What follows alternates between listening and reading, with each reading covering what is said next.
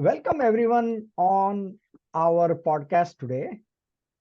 Today we have an amazing entrepreneur from the learning and development world. Hi Bhaskar, welcome to this podcast. Looking forward to our discussion. Hi, Bhavin. How are you doing? So nice to And talk to you again. likewise, thank you. Uh, Bhaskar, share a little about your journey so far. Sure. So I'm a first generation entrepreneur. I come from like many of us, I come from service class household. Actually, after my MBA, I worked in advertising and media for about 4 or 5 years.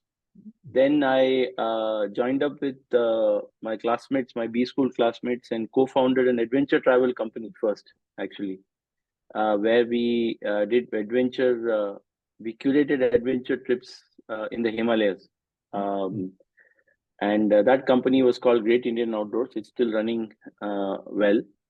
And about 3 4 years into that business, we started focusing on the corporate space. At that time, early 2000s, the whole space of outdoor based, adventure based, outbound style team building programs and leadership workshops were just starting to become something common in India. I wouldn't Mhm. say common, but at least started happening in India. And given that we were just about 6 7 hours from Delhi, our locations, very beautiful scenic scene on the banks of the Ganges, Mhm. we started looking at that business. And at that time we had looked at it purely from a business standpoint. We didn't look at it as I didn't have any knowledge of training. I wasn't from the HR background.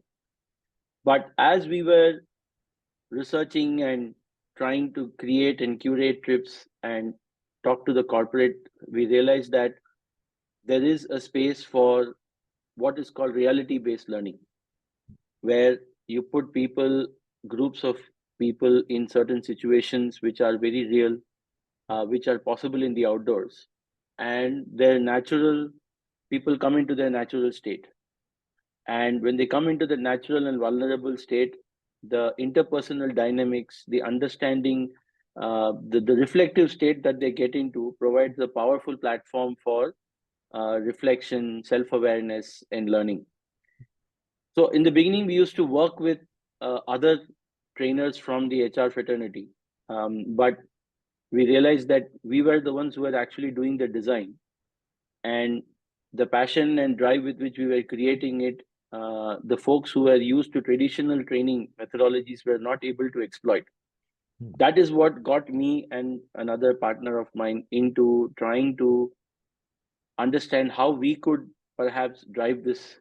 And very quite serendipitously, in one of the workshops that we had planned, owing to bad weather, the trainer whom we had appointed for that couldn't turn up. And I was at our campsite, and I had 25 participants staring at me, wondering when we are going to start.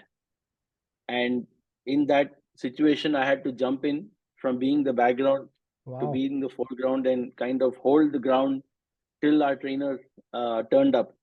And it so happened that because of extreme bad weather, he just couldn't make it. And I ended up running the whole program. And the client seemed very happy. And for the next workshop, he asked us only to deliver the program ourselves. So that was really my jumping in the deep end, entry into the space of facilitation and outbound training. And then over time, we developed on it, worked on it, improved till we reached a state where we were looking at the broader space of experiential learning, Mm. um, within which the outbound was one narrow niche. Mm.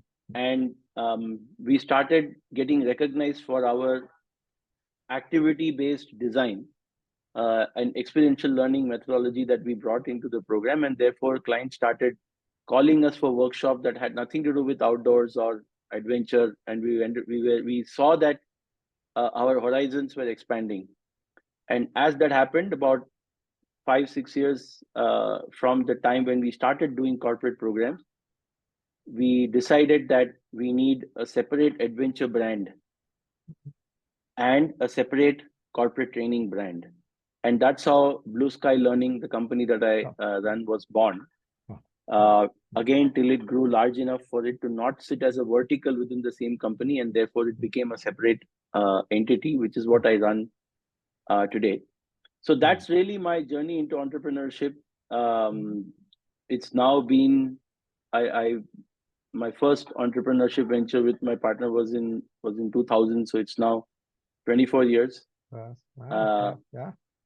and I am also uh, part of a founding member, although I'm not a active member of another organization in the learning and development space called Coach.ai, which was Ah, started by my ex-partner from BlueSky Learning, ah, which is a conversational AI module. And so that's really what I do. And of course, um, why I was in the US and how we met was for the second venture that I launched myself, which yeah. was a Kairos. technology platform for game-based learning called Kairos. Yeah, yeah, yeah. So, Share a so little that's bit. really my Yeah. journey. Yeah, yeah, awesome journey, fantastic, very inspirational for people that your passion led you from one thing to the other, and you had the inklings of moving from the background to the foreground, and just chance, or we call it serendipity, or something that was possible already there, Yeah, and that coincidence led you to go in the foreground. You and your partner saw this as an opportunity from where Blue Sky Learning was born, and one thing leads to the other. It correct. evolves, and then you are also involved in all these AI-based things that are coming up. The Coach.ai as Yes, one, and then Kairos. And tell us a little bit more about Kairos and how Kairos is sure, a little different and how it has evolved in this time. sure.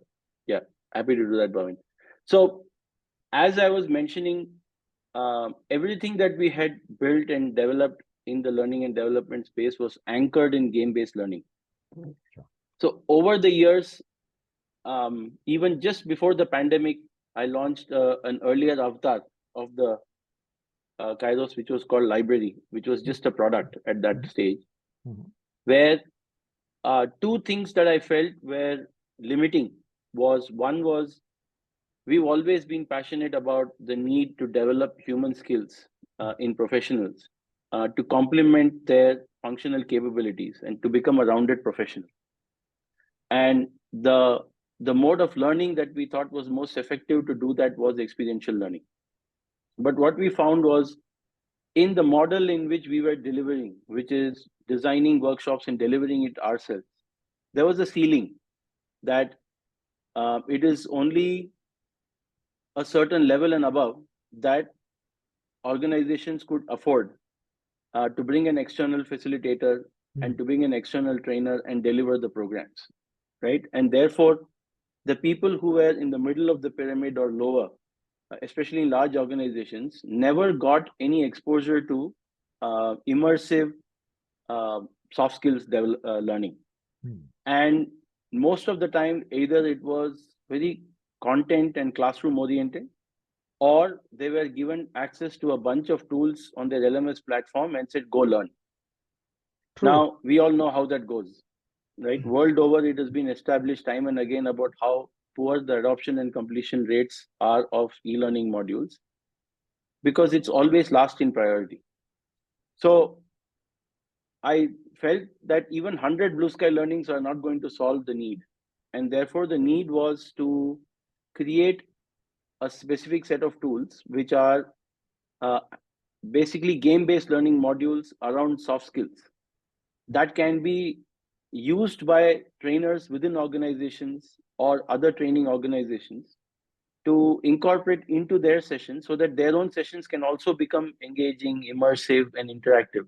So they also can exploit the power of game based learning. So, Library, as the first product was called, was primarily in the in person training space. So it supported only in person learning. Then came the pandemic and everything went topsy turvy.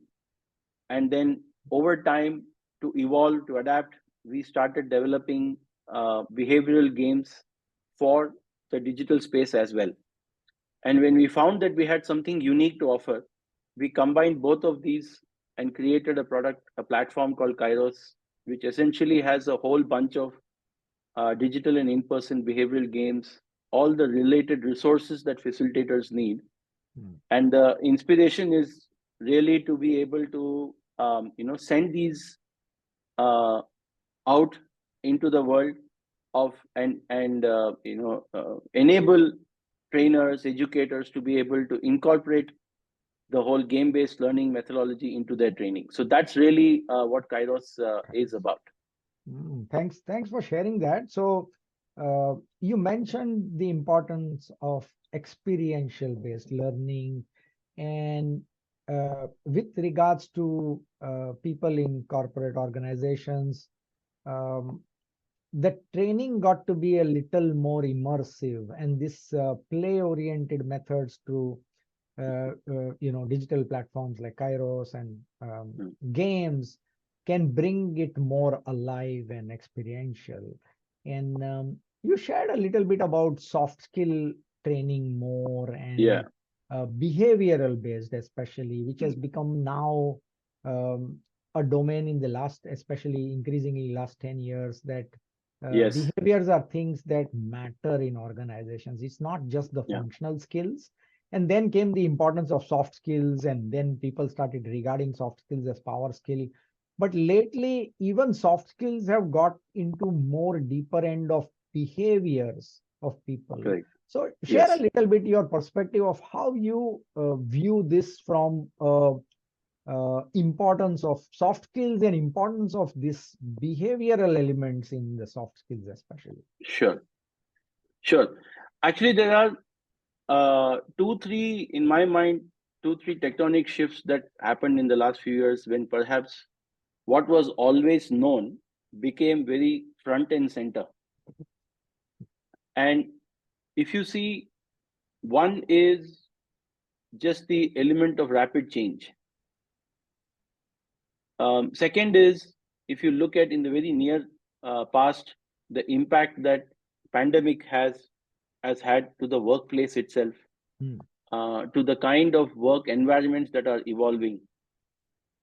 Then you see that the way in which, and perhaps not spoken about as often, at least I have not read enough, is the age profile of managers becoming managers Hmm. is just reducing further and further. True. So people are becoming first time managers, second level managers, in maybe 2 years or 3 years. Hmm. So what earlier time and experience allowed you to develop, today you're having to develop quickly. So if you are a really good software engineer and you did delivered well on projects, you become a team lead.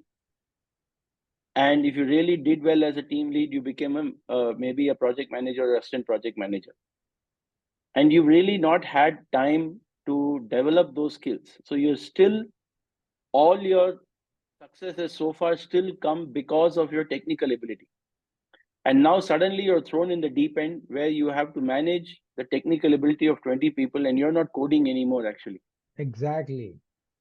Right. And maybe this happened after 6 or 7 years in the traditional Journey. in Yeah. traditional Journey. organizations Yeah. even today, or Yeah. maybe in the past.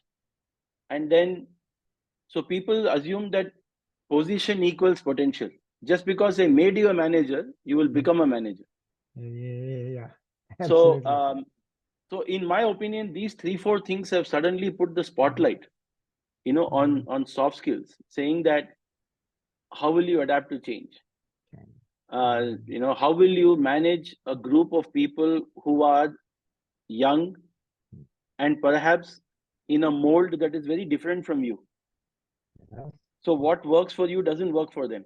What Yeah. drives you, what motivates you doesn't motivate them. Yeah. Your understanding of authority and responsibility, loyalty, and their perspective is very different, and there is no right or wrong. This There is is no what we right or felt wrong. about Right. this is what we felt about our previous generation. and that's Right. what they felt about their previous generation.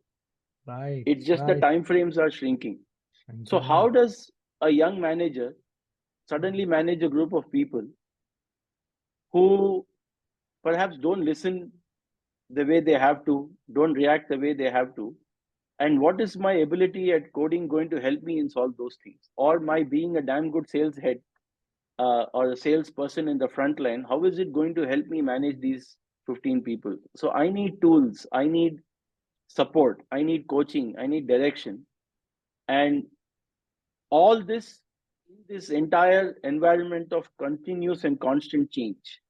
So Yeah. to me, all of these things combined is what has, I think, put the spotlight on, we go one step further and call it human skills, Human skills. because Yes. it's Yes. behaviors is demonstrated, mindsets is what you have inside, preferences. There's just so many angles to it, all of Yeah. which Yeah. combined make us human. Yes. Totally. You know, Totally. and tomorrow with automation coming, this is going to become even more important because that's the only differentiative factor left, Left. Yes. right? Our So humanness is the only factor left in us. factor left. Yeah, yeah. Yeah, very well said. And you brought the essential element that the time frames for someone becoming a lead and a manager is shrinking in a constant evolving and changing world. And then Yeah. if you look from a standpoint of a person who is a good software programmer, Mm, his analytical or logical skills make him a good programmer. Now, mm, that proficiency, the moment the person is thrown in the deep end of people management, team management, the aspect about understanding someone else's perspective, mm. uh, actually brings him to a conflict stage. Yes, There is a challenge because this is not the logical analytical yes, mindset that is going to help.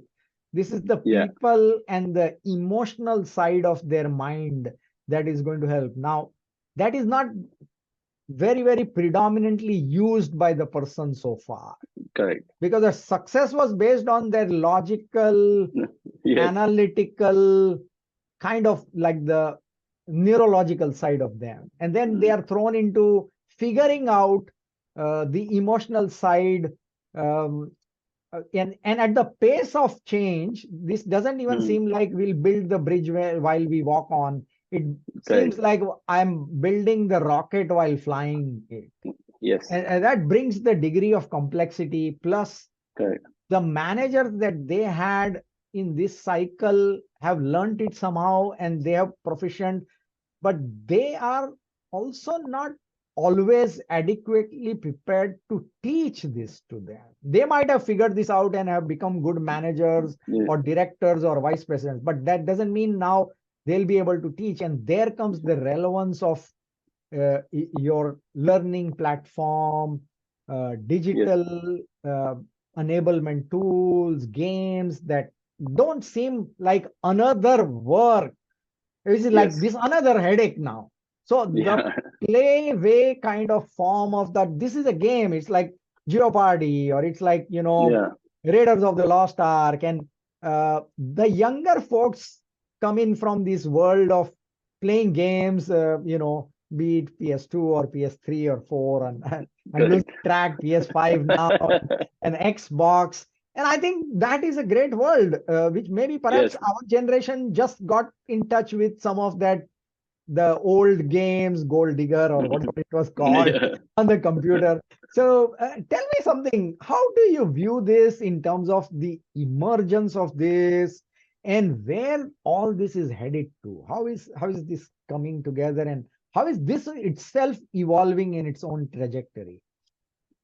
sure.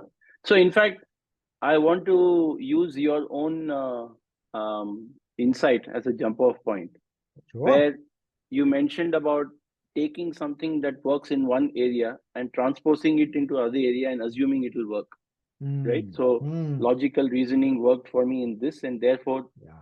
if I transpose it into another area, it will work. Hmm. Hmm. So the world understood that yes, we need young managers, we need them trained, Of course. on these skills. Absolutely. And therefore, there was this, and there is still this mad rush of giving access to quality content on LMS platforms and MOOC platforms to my employees. Yeah. And therefore, I feel I have done a great job of enabling all my young managers with high quality content from the best sources so that they can become better managers. Right Yes. now, it is why did I do that? Because all my onboarding happens in that, all my technical training happens in that, all my skill development happens in that. Therefore, soft skill development also can happen in the same manner, right? Yeah, But exactly. But doesn't but work that way. yeah, because knowledge transfer is relevant for functional training. Right. Knowledge transfer is not relevant for behavioral training because the knowledge Fantastic. already exists, Fantastic. right? Because today, if I tell you, Bhavin, you know what it takes to be a great leader is to be a good listener, and I spent 15 minutes giving you gyan on that. By Hmm. the fourth minute, you would have lost. I would have lost you because I am not telling you something you already don't know, Yes, yes, as it's not rocket right? science. It's not rocket It's a science, wisdom of the ages, actually. right? It's a pure common sense. So Yes. I hear you the first 2 minutes, and I say, yeah, that makes sense. And after that, you kind of lost my attention because you're not saying anything that I don't know. Whereas the same model worked when you're giving me a learning On the input, functional which skills. is on the functional side. So if I am selling insurance Hmm. and the learning snippet that comes to me is about the changes in our product portfolio or the new portfolio added or the changes in the government reforms which are relevant for my insurance policies, Yeah, or the changes in KYC pricing. norms, Yeah, KY, pricing or the all claim of that I will process. absorb. Yeah, yes. Knowledge that I don't have, Hmm. and therefore I have to consume it. Yes, And I see value it because I see it detrimental to my. If I don't consume it, I see it detrimental to my work. yes. Functional work. Yes. Yeah. Second, but if I listen to that same video on LinkedIn or somewhere for 15 minutes, I'm saying, yeah, what is this guy saying? I already know what he's saying, I right? agree. So what is the relevance of this? Because I already know. The second problem is because I know, I think I'm practicing it. Hmm, hmm, hmm, hmm. Just Yes. because I know I'm a good listener, Hmm. it doesn't mean I am a good listener, Right. And the nuance is right? that the people around me might be little different. So whatever the tutor is trying to talk about listening is basic best practices. But Yeah, it's my one size nuanced fits all. reality, yeah, my Yeah, nuanced reality reality is what is more relevant is to me. yeah, and if you tell me about growth mindset Hmm. and the Hmm. importance of growth mindset, which is a topic that I'm deeply passionate about, Hmm. but if you don't tell me what does growth mindset mean for me as a supply chain manager, in a logistics company, Hmm. and what is the relevance for me and how does it impact for me in my role, Hmm. the Hmm. learning is lost, I mean, it's right? not- Second Yeah. is you're telling me that you should always be in a learning mode, and I look at myself and I say, yes, I am in learning mode. Hmm. It takes a very evolved individual to be self-aware, Yes. and understand that no, this is something I need to learn. So which is Yes. why this traditional technology model, which assumed that access equals engagement, Ah, right, yes. is where I think the battle was lost. Which is why I think the completion rates, even in best organizations, are in single digits, Hmm. especially for behavioral skills and leadership content. Right. Unless they are pushed in the end of the year to complete their mandatory hours, nobody really goes into these content. So you spoke about the emergence of these soft skills, of the importance. I think the realization was there. Yeah. uh, I think where the battle was lost is perhaps the understanding that to solve this problem, I take the same solution that I solved all my other learning problems with, Sure. and therefore that model should work here.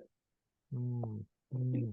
And Very well said. where I see the where soft skills learning. So let me give you an example in game methodology, right? if you play poker, and since you're talking to an American audience, let me use the analogy of poker, American games, right? right? So you play poker, you know poker, I know poker, Hmm, hmm, which is to do with the rules that govern the game of poker, hmm, right? Now, just because you know poker and I know poker doesn't mean we both, and say an LMS platform teaches me about the basics of poker hmm, and does the quiz and I answer it hmm, and you hmm, answer it. Now, you might get 9 out of 8 out of 10, or I might get 6 out of 10. So, hmm, according to the platform, you know more than me which is about the game, but not about about the playing knowledge and of winning. poker. Yeah. Yes. But if you both sit and play poker together, the result might be very different, Very different. Absolutely. right? But if so, therefore, knowledge of poker is about content, functional domain. Hmm, Demonstration of the knowledge of poker is the behavioral side of where you're making on the spot decisions, hmm, where you are reacting to the other person, where you are your own preferences, style, your personality, everything plays itself out. And it is dependent on who's on the other side. true.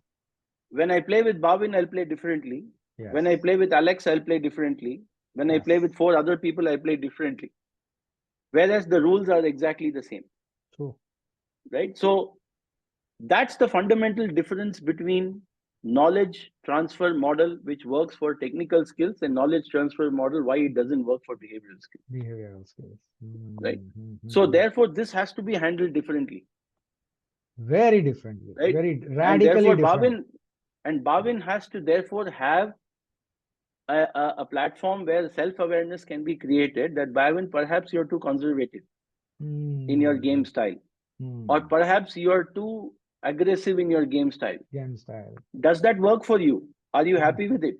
hmm, Can you hmm. see the consequence of what you're doing in a Ah, real time scenario? yes. And before you experience in a real time scenario where there are real consequences, here is a sample game. Why don't you play it and understand your own style Yeah. and see what works for you? Therefore, when you play the real game, Yeah. you have had some self awareness, some time to work on it, not based on your knowledge. Because if I Hmm, take you hmm. from that knowledge directly to application, you are going into that feeling damn good because you scored more than me. Right. Theoretically, yes. Yes. Yes. Therefore, I'm taking theoretical content and doing Hmm, tick box and hmm, saying my people have completed this module around 7 leadership competencies. They've hmm. completed these 7 courses, Yeah. Yeah. which Yeah. has nothing to do with Yeah. application of those in real time. And that's Right. really the gap Yeah. Hmm. in my That we're mind. And dealing that with. is also why I think there is um, so little value that people are associating to content in this space because there's just too much of Hmm, it. hmm, hmm, hmm. So I mean, thanks these are for just my sharing. thoughts. Yeah. Yeah. Beautiful, fantastic thoughts. I loved how you have brought to, like, um, the exploring of how this knowledge content based approach could work on the functional skills. However, that same knowledge sharing and content driven work will not work in the soft skills and especially these behavioral skills. And Yeah, the gap at this moment, the way I look at it, is partly covered by coaching, one on yes. one and team coaching, and the emergence of the early stage learning, training online things that Mm. Blue Sky did, and now this digital enablement and AI infusion into all of this. Yeah, So share a little bit about how this could be leveraged by the learning and development folks in organizations or the HR sure, folks, part of the learning and development domain, how they could leverage this for their people. sure. So, an organization, you mentioned coaching, you mentioned team coaching. Yes, And then I'm going to go one level further, which says training at scale, training as well. right? Right, Because right. these three actually follow the organization pyramid.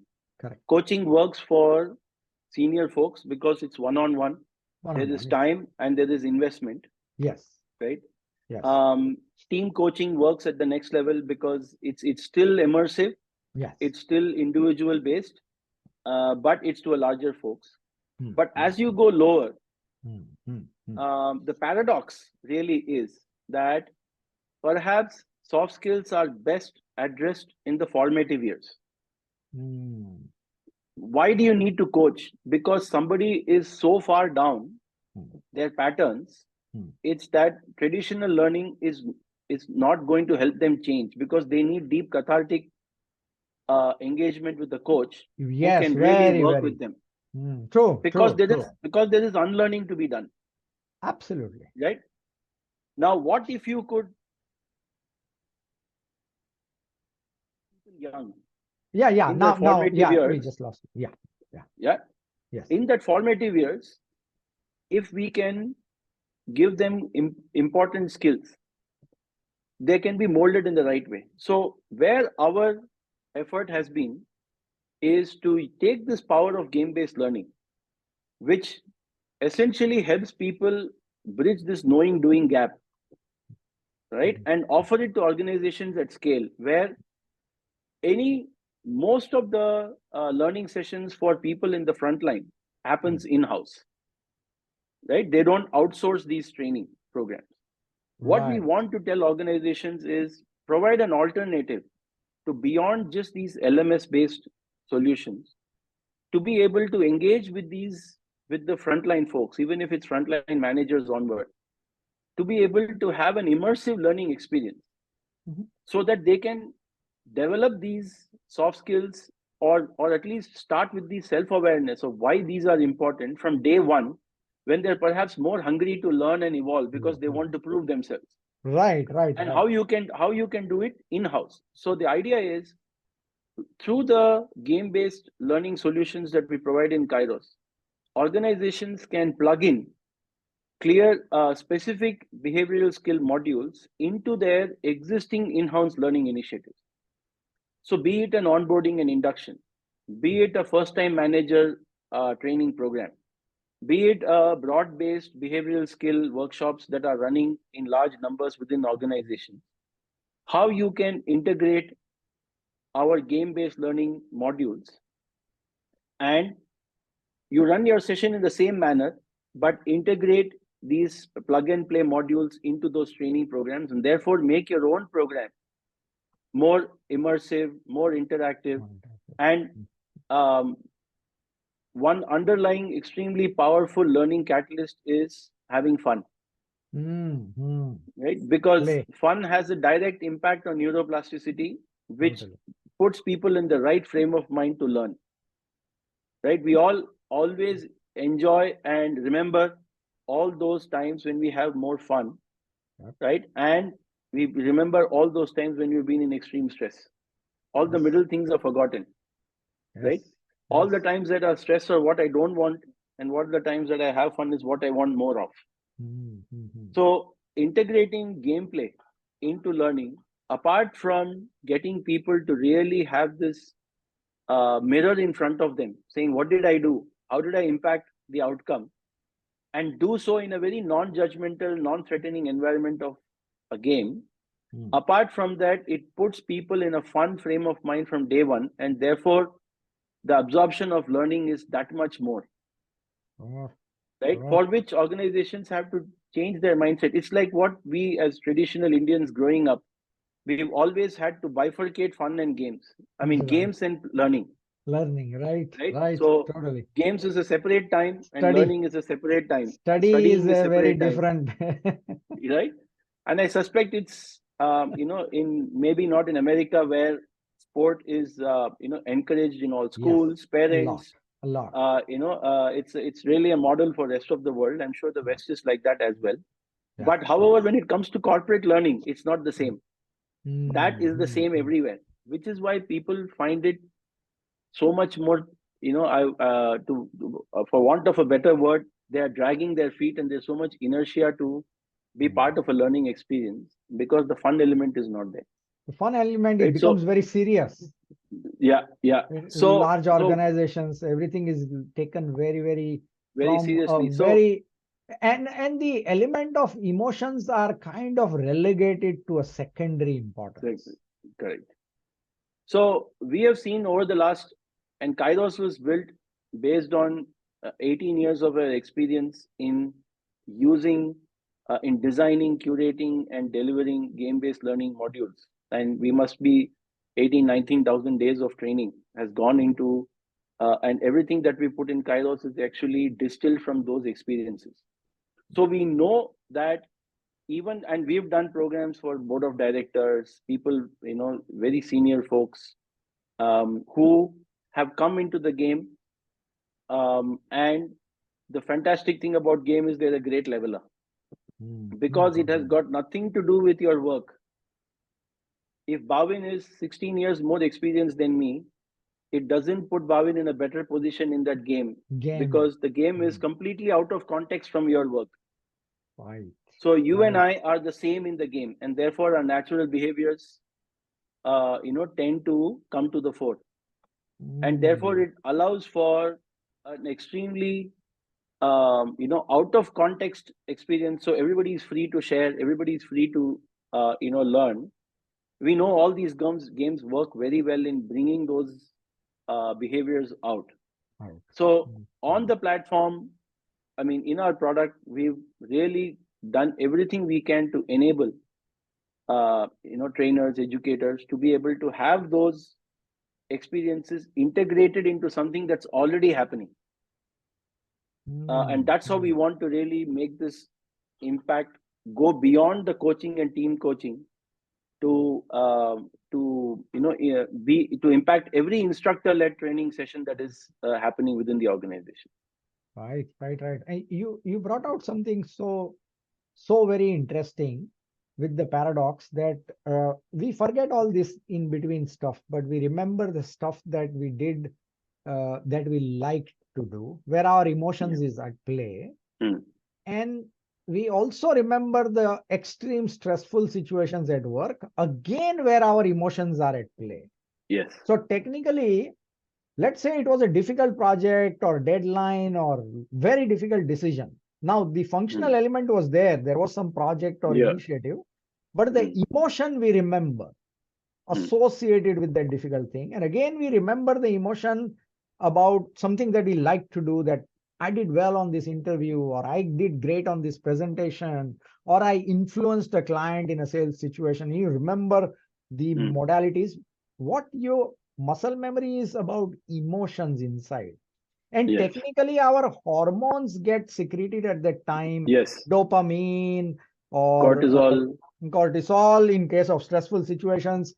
So the game, as you said, it is kind of a level playing field. And Yeah. it's an out of context, and yet it builds the actual behavioral skill going back to work, that is a heightened self awareness and heightened level of that particular set of behavioral skills. Yes. Now it seems it's the same person, it's the same project, the same managers they are dealing with, the same organizational context, but the person is changed from inside, Yes. right?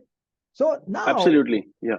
now let's tie this back, that the learning and development folks understand this from their own Mm. like experience of this area. Now, when it comes to the C suite, Mm. especially if you look at the CFO Mm. and the CEO, now for something like this to be able to go through the decision making cycle in an Mm. organization, and their financial and time in investment of their Mm. learning and development HR folks, Mm. how, how does return on investment be viewed from this point of utilizing these games and digital stuff for skill development of the organization's workforce? Share a little light on this. Sure. Sure. So, see, there are, return on investment is is one of those things that is thrown at, I mean, this is my experience, and I've had thousands of such conversations, is a return on investment has to be seen at the entire investment space, right? Today, Sure. if you've got X amount of money invested in the market, right, what you will do is all constantly you will look at saying, what is my return on investment on my entire investment, right? And it's based on your strategy, saying, do I want to play aggressive? Do I want to play, conservative, etc. So therefore, this return on investment conversation is extremely relevant when an organization looks at return on investment in across all their learning initiatives and has the same benchmarks for everyone. Right. Right. And learning, if the ultimate benchmark, so there are two kinds of benchmarks, right? So one is you have very basic benchmarks which are now monitored everywhere, which is what are my engagement levels, right? At the base level is attendance. Yes. Right. Today, return on investment, believe it or not, is judged even on completion rates. So if I have given access to 50,000 people in my company, and if out of those 50,000 people, 5,000 people have gone through my content and had a completion, and I can report a 10% completion rate, that's my return on investment. People have not even gone to the level of saying how much they have engaged with that content. Right. What are they doing post that content? Yep. Right. What is the impact on business? And I don't blame them, because it is but one input in an employee's overall effectiveness. Right. Today, if say you are working in an organization and you're responsible for, say, cost efficiency, the all the ingredients that require you to be better at managing costs have got to do with the number of people you have, right? The kind of technologies resources you have, the kind of support you have from leadership, the kind of control you have with the 15 departments whom you have gone and recommended cost cutting measure, but it's ultimately their responsibility to implement. If you are not empowered to push them and be assertive, go to your marketing guys and said that, the recommendation was that you drop 15% in your digital advertising, but you have not done that. And if you do not have authority, right, then at the end, if you look at it saying Bhavin's effectiveness in reducing costs has been 60% of what it should be, can you go back and say that this effectiveness is because that 4-day course that he did in this particular institute, therefore that is not working because he didn't do this? Because there are 15 other factors that determine the effectiveness of. So if it is salesperson going through sales training, and if you want to establish a linear connect between that training and their effectiveness on sales, then it's a bit myopic, because there are so many other factors you have to look at. And all other factors remaining, yes, what you can do is all other factors remaining is one training more effective than the other, right? In organizations where we've had that support, we've been able to report a very good return on investment, so to speak, primarily because all our courses don't end with knowledge share. All our courses end with what we call the learning to application tool, where today if you use one of the products of Kairos and you say, I want to use this game in my leadership development program, each product comes with something called a learning to action tool, which you're supposed to use at the end of that course, where based on what they have learned, they have to establish two things. What is the functional context? What does this mean to me in my job? And next is, therefore, what are the habit changes that I'm going to commit to? And then be able to report it to my line manager from there in that course itself. From the course, I send out an email saying, this is my ritual or habit change in the way in which I'm going to function, and that accountability partner has to approve. So to me, the return on investment conversation is a is a rabbit hole, Mm, right? mm, mm, Because mm. there are so many angles to it, and no organization has, in my opinion, done a really good job of consistently tracking return on investment, Yeah, yeah, yeah, right? yeah. Because it's so difficult to track, and it Right, is right. one ingredient among several ingredients that Mm, define yeah. success, right? So, yeah, yeah, uh, yeah. and wherever they have done it in small episodic elements, which Okay. is which is fine. So I can do a distributor sales enablement, Mm, and then I can track saying what is the incidence of loss, yes, or yeah. what is the return on what is the from order to delivery, has my time dropped based on my training, Mm, right? mm, mm. So functional and technical areas is still possible. Mm. Behavioral areas is actually quite difficult, Difficult to. right? Mm, And mm. return on investment, by the way, Bhavin, is never a concern, because the investment is not significant to begin with. An Sure. organization does not it's not worth an organization's while Mm, if an organization is spending, say, 5%, which is very large, which is a mm. very Yeah, highly invested organization. If you're yeah, spending yeah. 5% of their revenue on learning and development, Yes. and out of that 5%, Yeah. say, say if 5% is, say, 50 million, for Mm, example, just for mm, the sake of, mm. Yeah, yeah. out of that 10%, Mm, you know, is what I'm spending on learning and development, then it forms like 0.05% of my overall revenue. revenue. For Mm, me to set up a return on investment tracking mm, mechanism mm, mm, mm. is extremely time consuming, Yes.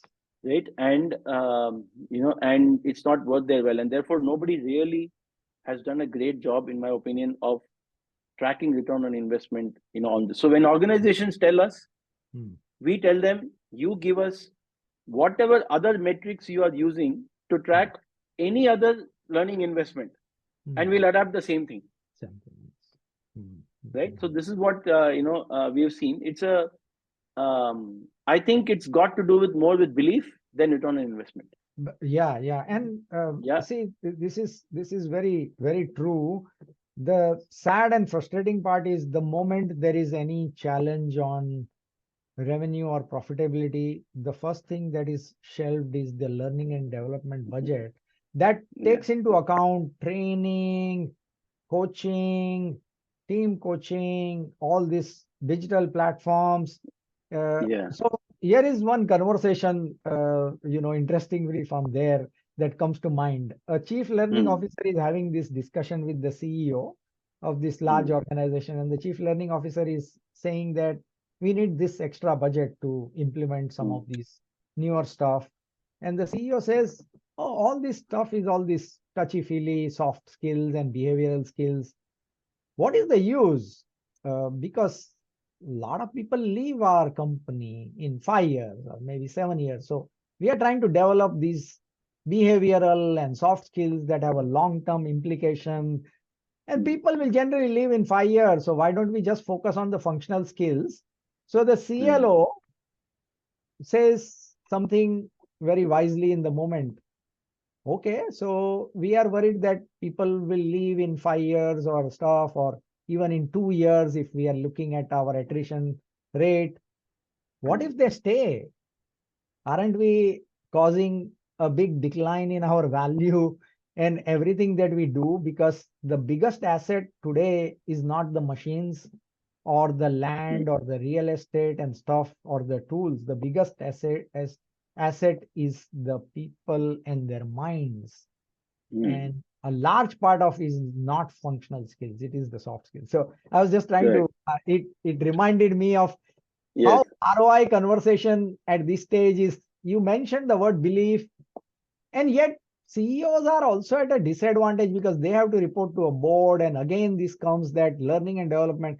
I think overall that needs to be a fundamental shift in the way Wall Street and the financial lens looks at learning and development. Till the time it is Yes. not felt as a value, Mm. it gets shelved or reduced or drastically reduced the moment there is any challenge on the allocation of funds, Correct.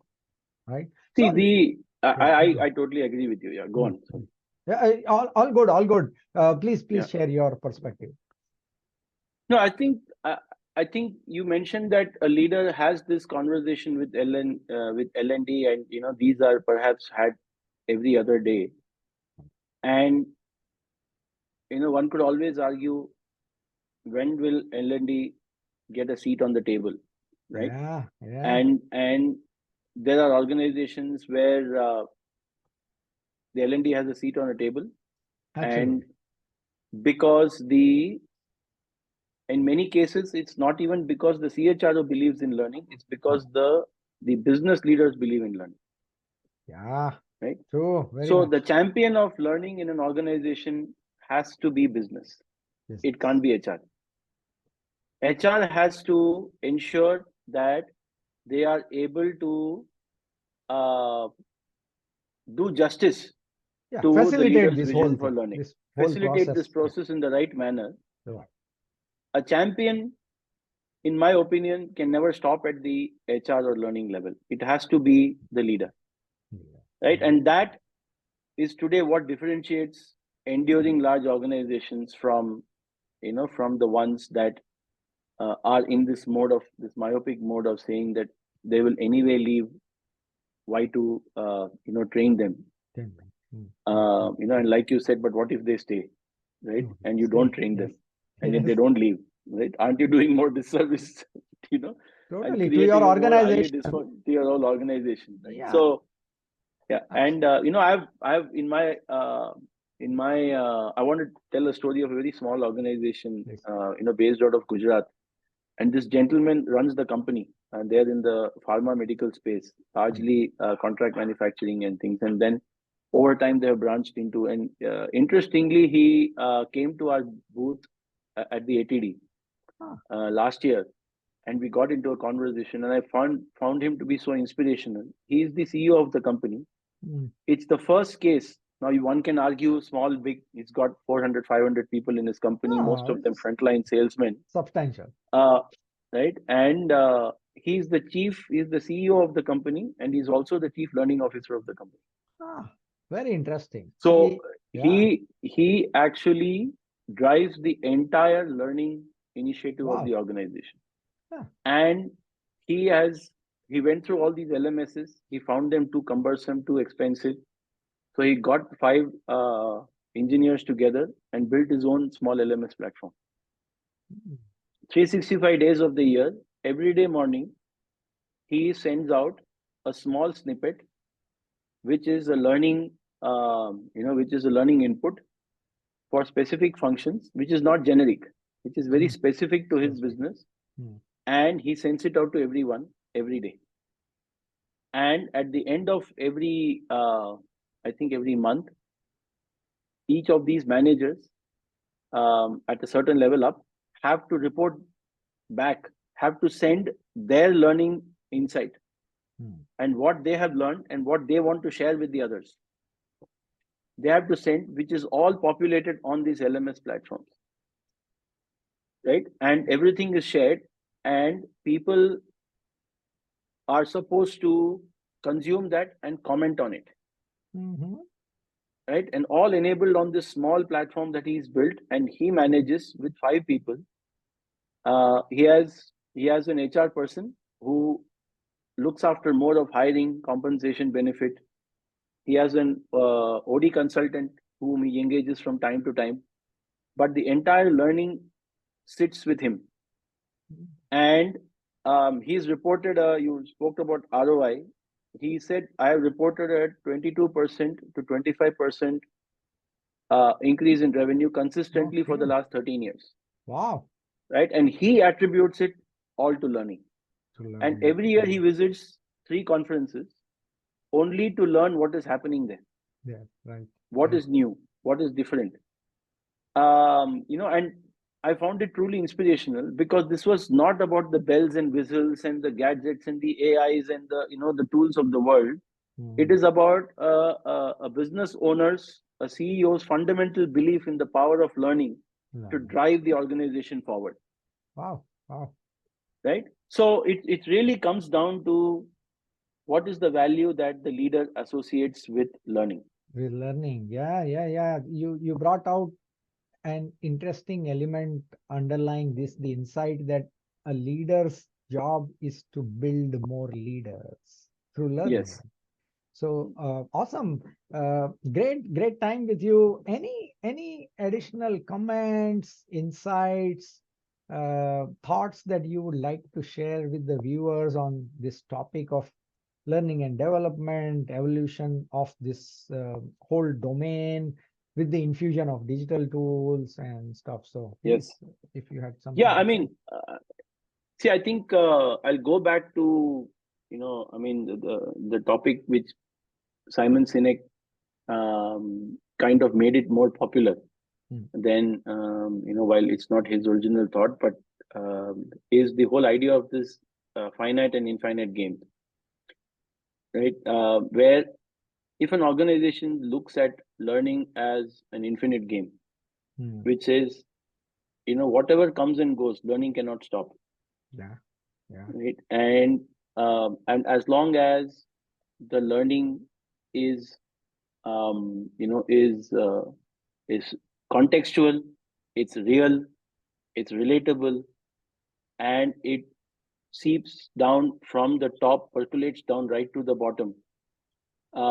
First, without that, everything else is, just knowledge, right? I mean, it's just conversation. If if the entire thing is only about tick box learning, Right, right? right. The Then application is not being enabled. How application to is apply not it? there. I Yeah, mean, yeah. I can relate to conversations where I've been sitting in programs when in my program in March, in the break, I see people uh, completing videos in which they're not watching it, they're putting the videos, and somebody else has given them the answers.